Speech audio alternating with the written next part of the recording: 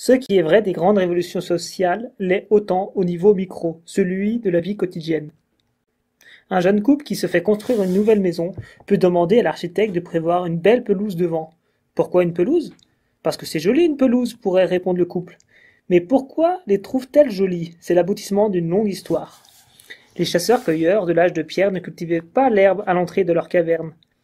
Aucune verte prairie n'accueillait les visiteurs de l'acropole athénienne, du Capitole à Rome, du temple de Jérusalem ou encore de la cité interdite à Pékin. L'idée de faire pousser une pelouse à l'entrée des demeures privées et des bâtiments publics est née dans les châteaux des aristocrates français et anglais à la fin du Moyen Âge. Cette habitude s'est enracinée à l'aube des temps modernes, au point de devenir la marque distinctive de la noblesse. Les pelouses bien entretenues exigeaient du terrain et beaucoup de travail, surtout avant l'apparition des tondeuses et des arrosages automatiques. Elles n'apportaient rien de précieux en contrepartie.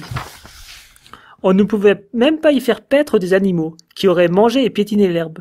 Les pauvres paysans ne pouvaient se permettre de gaspiller dans une pelouse une terre et un temps précieux. Le gazon, bien entretenu à l'entrée des châteaux, était en conséquence le symbole d'une position que personne ne pouvait truquer. C'était une manière de dire aux passants « Je suis si riche et puissant, j'ai autant d'arpents et de terres que je puis me permettre cette verdure extravagante. » Plus la pelouse était vaste et soignée, plus la dynastie était puissante.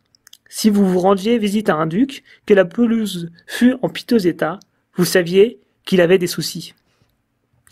La précieuse pelouse était souvent le cadre de célébrations importantes ou de mondanité, tout en demeurant interdite d'accès le reste du temps. Aujourd'hui encore, dans d'innombrables palais, bâtiments aux officiels et lieux publics, un austère panneau signale aux passants « Pelouse interdite ».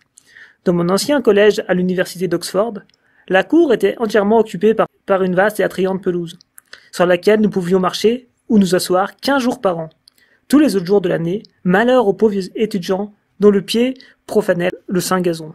Les palais royaux et châteaux ducaux ont transformé la pelouse en symbole d'autorité. Quand, à la fin des temps modernes, les rois furent renversés et les ducs guillotinés, les nouveaux présidents et premiers ministres conservèrent les pelouses. Parlement, Cour suprême, palais présidentiel et autres bâtiments publics affichèrent de plus en plus le pouvoir en multipliant les rangées de verdure. Dans le même temps, les pelouses ont conquis le monde des sports. Des millénaires durant, les hommes ont joué sur tous les terrains possibles et imaginables, ou presque, de la glace au désert. Depuis 2 siècles, cependant, les sports réellement importants, comme le football et le tennis, se jouent sur des pelouses. Sous réserve, bien sûr, que vous ayez de l'argent. Dans les favelas de Rio de Janeiro, la future génération de footballeurs brésiliens s'exerce avec des ballons de fortune sur du sable et de la poussière. Dans les banlieues aisées, en revanche, les gosses de riches jouent sur des pelouses soigneusement entretenues. Les hommes ont sont arrivés à associer la pelouse au pouvoir politique, au statut social et à la richesse économique.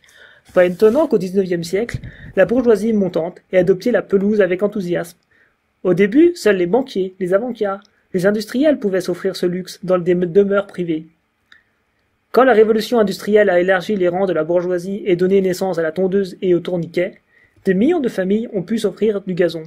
Dans les banlieues américaines, une pelouse impeccable a cessé d'être un luxe de nantis pour devenir un must de la classe moyenne. C'est alors qu'un nouveau rite est venu s'ajouter à la liturgie des banlieues. Après l'office du dimanche matin à l'église, beaucoup de gens se sont mis à tondre soigneusement leur pelouse. En se promenant dans les rues, un coup d'œil suffisait à s'assurer de la richesse et de la position d'une famille, à la taille et à la qualité de sa pelouse. Une pelouse négligée, à l'avant, est le signe bien sûr que quelque chose ne va pas chez les Jones. Le gazon est désormais la culture la plus répandue aux États-Unis après le maïs et le blé, et l'industrie de la pelouse, plantes, engrais, tondeuses, systèmes d'arrosage, jardiniers, représente des milliards de dollars chaque année. L'engouement pour les pelouses ne s'est pas cantonné à l'Europe ou à l'Amérique. Nul besoin d'avoir visité la vallée de la Loire.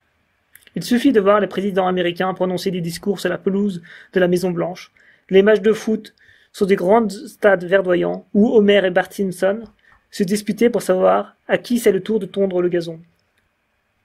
Dans le monde entier, on associe la pelouse au pouvoir, à l'argent et au prestige.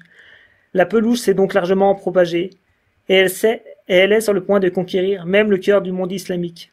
Au Qatar, le nouveau musée des arts islamiques est flanqué de magnifiques pelouses qui évoquent autant le palais de Versailles de Louis XIV que Bagdad au temps de Hanoun al-Rachid. Elles ont été aménagées par une société américaine, et leurs quelques 100 000 mètres carrés d'herbe en plein désert d'Arabie nécessitent chaque jour une quantité prodigieuse d'eau pour rester vertes. Simultanément, dans les beaux lieux de Doha et de Dubaï, les familles bourgeoises se vantent de leurs pelouses. N'étaient les robes blanches et nijables noires, vous vous croiriez aisément dans le Mid-Ouest plutôt qu'au Moyen-Orient. Lire cette brève histoire des pelouses pourrait vous faire réfléchir à 2 fois avant d'en ajouter une à la maison de vos rêves. Libre à vous de le faire, bien entendu. Mais vous êtes aussi libre de vous débarrasser de ce legs culturel des ducs, des nababs capitalistes et des Simpsons pour imaginer plutôt un jardin de pierre japonais ou une création entièrement nouvelle.